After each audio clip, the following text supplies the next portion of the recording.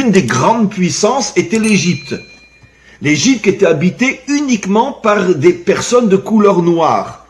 Encore une fois, quand Yaakov est descendu avec sa famille en Égypte, et quand le peuple juif est né à partir de l'Égypte, c'était tous des noirs là-bas. Simplement, 1000 ans après, Sancheriv a déporté les populations d'endroit en endroit, et c'est comme ça que finalement, l'Égypte s'est retrouvée pratiquement avec, il y en a encore aujourd'hui beaucoup, mais la grande majorité des Égyptiens ne sont plus de couleur noire, parce que l'origine des Égyptiens d'aujourd'hui vient d'autres peuples, d'autres endroits, que Sancheriv a déportés jusqu'en Égypte, de manière à ce que tous les peuples soient déracinés de leur source première, afin d'affaiblir leur identité. Et c'est quelque chose d'assez extraordinaire. Donc maintenant, je reviens à ce que j'explique. Nos commentaires disent que le peuple juif est né à partir d'une matrice qu'était l'Afrique. L'Afrique dans le sens que les habitants de l'Égypte, Pharaon, étaient noirs. Et tous les habitants de l'Égypte, à l'époque où Israël s'est retrouvé là-bas et est né à partir de cet endroit, tous, dans leur grande majorité, étaient des noirs. Et c'est quelque chose de fou, c'est quelque chose d'absolument incroyable, surtout que nos maîtres comparent, encore une fois, je me répète, parce que c'est tellement important, l'Égypte noire de l'époque était la mère qui avait enfanté le peuple juif. C'est quelque chose de fou que 99% des hommes et des femmes sur terre ne savent pas. Et j'oserais presque dire même à l'intérieur de notre peuple, très peu comprennent cette histoire absolument incroyable que finalement, c'est d'une certaine manière la race noire qui a engendré le peuple juif. C'est quelque chose de fou. Et qui confirme de plus en plus ce que j'expliquais déjà dans mes 2 premiers cours, le lien inimaginable qu'il y a entre Israël et les Africains, et qui va se renforcer de plus en plus et qui va se révéler dans toute sa puissance au moment de la délivrance finale. Vous comprenez pourquoi la première chose que Moshe a fait lorsqu'il a dû quitter l'Égypte, il est resté sur le continent africain, il est descendu donc vers le centre ou vers le sud de l'Afrique, et il s'est marié avec une Africaine. Sa première épouse qui l'a accompagné jusqu'à la fin de sa vie était une Africaine. Nos maîtres nous rapportent déjà dans des commentaires, il y a depuis très très longtemps, que quand Alexandre le Grand, vous avez tous entendu parler d'Alexandre le grand conquérant grec, il a conquis, comme on le sait, le monde entier. Je parle du monde civilisé de l'époque.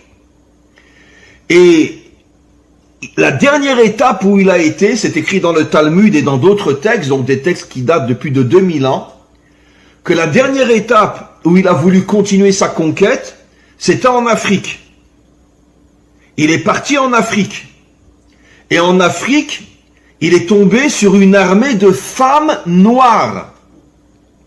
Et ces femmes noires ont vaincu Alexandre le Grand et l'ont chassé. Ça veut dire que c'est quelque chose de fou. Alexandre le Grand s'en va en Afrique, il tombe sur une armée de femmes et il est repoussé par cette armée de femmes. Qu'est-ce qu'on comprend? Quel est le message? Et je vais expliquer dans quelques instants, malheureusement, ce qui s'est passé après en Afrique. C'est que nos maîtres nous expliquent depuis plus de 200 ans, depuis plus de 2000 ans, qu'au départ, le peuple africain était tellement fort sur le plan physique que même des femmes africaines sont arrivées à repousser l'armée d'Alexandre le Grand. La seule armée qui a vaincu Alexandre. Ça ne s'était jamais passé nulle part ailleurs. Partout où Alexandre allait, il gagnait. Maintenant, donnons un exemple simple aussi. Sur le plan sportif, les plus grands athlètes dans le monde, c'est sûr qu'il y a des blancs, des jaunes aussi, mais parmi on pourrait dire, la première ligne des puissants athlètes, que ce soit en boxe, que ce soit en course, que ce soit dans tout ce qui est l'athlétisme, etc., ce sont quand même des Noirs. On voit que les Noirs ont une puissance physique inimaginable, surtout dans le domaine de la boxe. Tous les champions de boxe mondiale, pratiquement à 1 ou 2 exceptions près, sont des Noirs. Il y a une puissance, une force incroyable, on pourrait dire dans la matérialité africaine, et on comprend maintenant pourquoi L'âme d'Israël, en tant que peuple, doit s'unir à l'Afrique quand elle retrouvera sa vraie puissance, parce que de la même manière qu'il faut avoir une âme puissante dans un corps fort, comme on dit d'ailleurs en français, un esprit saint dans un corps saint, je préfère dire une âme forte dans un corps fort, qu'en vérité parmi tous les peuples, ceux qui ont hérité de la puissance du corps plus que n'importe quel autre peuple ou civilisation, c'est précisément les Africains. Et c'est la raison pour laquelle, au moment de la délivrance finale, la puissance de l'âme d'Israël va s'unir à la puissance, on pourrait dire, de la réalité matérielle, corporelle de l'Afrique. Ça va donner une civilisation avec une puissance inimaginable qui pourra vaincre le mal, repousser le mal et installer le bien dans ce monde. Qu'ont été les plus piétinés, les plus poursuivis, les plus maltraités, les plus exterminés dans toute l'histoire humaine, les Noirs n'en parlant pas, les destructions, les guerres, tout ce qui s'est passé en Afrique jusqu'il n'y a pas tellement longtemps entre les Tutsites et les Hutus, etc. Et on va en parler bien sûr. Donc, il y a et aussi l'exil. Les Africains sont exilés aussi aux quatre coins de la terre. Il n'y a pas un pays au monde où il n'y a pas des Noirs aujourd'hui. Alors qu'ils avaient un pays d'une richesse inimaginable. Que le pays le plus riche en ressources matérielles du monde, c'est l'Afrique. Il y a tout là-bas. Il y a le diamant, il y a l'or, il y a des minéraux, il y a une richesse inimaginable. Qu'est-ce qui s'est passé? Comment les Africains ont pu être exilés? Comment ont-ils pu être transformés en esclaves? Comment ont-ils pu être piétinés, massacrés, violés? Mais le jour où on retrouvera les archives véritables et qu'on se rendra compte de ce que les Blancs ont fait aux Noirs, on se rendra compte que ça a été un véritable génocide.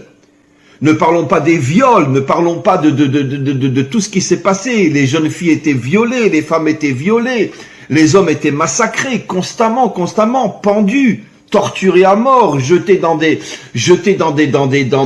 trous dans lesquels on leur donnait pas à manger et ils mouraient de faim s'ils osaient lever le nez contre le maître. Parce que malheureusement, ça fait pas si longtemps que ça. L'exil, l'humiliation, le racisme, les massacres, la transformation en exil, la transformation en esclave.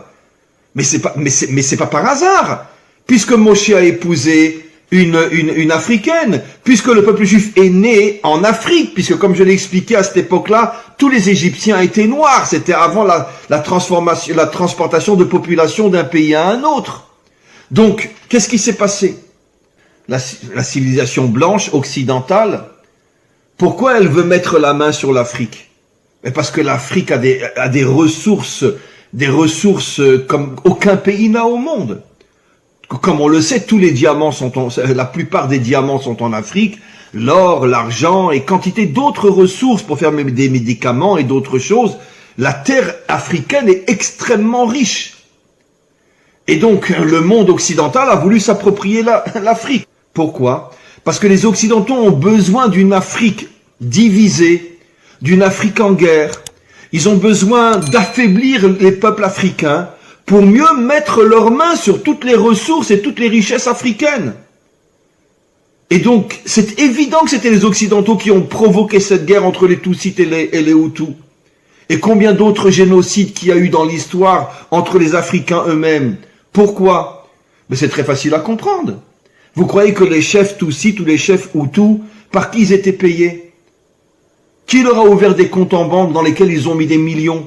Les Occidentaux, évidemment. Et aujourd'hui il y a beaucoup moins de dictateurs, c'est vrai, en Afrique. Mais pendant des siècles, vous le savez tous et toutes, l'Afrique était remplie de dictateurs.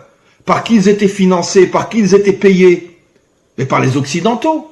Et pourquoi? Dans le but d'affaiblir les peuples africains. Et pourquoi? Dans le but de les affaiblir afin de pouvoir après piquer, prendre toutes leurs ressources. Et on sait très bien qu'à chaque fois qu'on expérimente un nouveau vaccin dans l'OMS, d'accord, qui c'est qu'on prend comme cobaye? On va trouver un village perdu en Afrique, on leur apporte de la nourriture, On leur apporte de l'argent et on leur dit, en échange de l'argent qu'on vous donne, essayez le vaccin, la moitié disparaissent, et puis comme ça, on expérimente sur les Africains, on expérimente tous les nouveaux médicaments. C'est la grande ressource de cobaye du monde occidental. Ça veut dire que qu'est-ce qui s'est passé avec les Africains? On les infiltre de l'intérieur, on paye des gens pour les détruire de l'intérieur, pour les affaiblir, et comme ça on leur pique toutes leurs ressources. C'est la meilleure manière de voler quelqu'un, en l'affaiblissant, qu'il n'arrive plus à se protéger. Qui est le modèle de la délivrance finale au niveau des nations? Un noir. Ça veut dire que la Torah nous révèle il y a des millénaires que le modèle, que le phare du retour des nations à Dieu, le Dieu authentique, ce sera un Africain ou les Africains et non les Blancs, non les Occidentaux. Après, tout le monde suivra, les Asiatiques, les Occidentaux, tout le monde suivra. Donc vous voyez mes amis que finalement, c'est toujours comme ça. C'est les peuples les plus poursuivis, les plus volés, les plus piétinés, les plus humiliés. Et tout ça, vous savez pourquoi? Parce que finalement, nous cachons en nous la lumière de Dieu. Et c'est justement parce que nous cachons en nous la lumière de Dieu que les nations ont tout fait pour nous humilier, pour nous piétiner, pour nous détruire. Mais finalement, au moment de la délivrance finale, cette lumière va se dévoiler, va se réveiller, et les Africains qui seront au-dessus de toutes les nations. Et vous verrez que cette chose-là se réalisera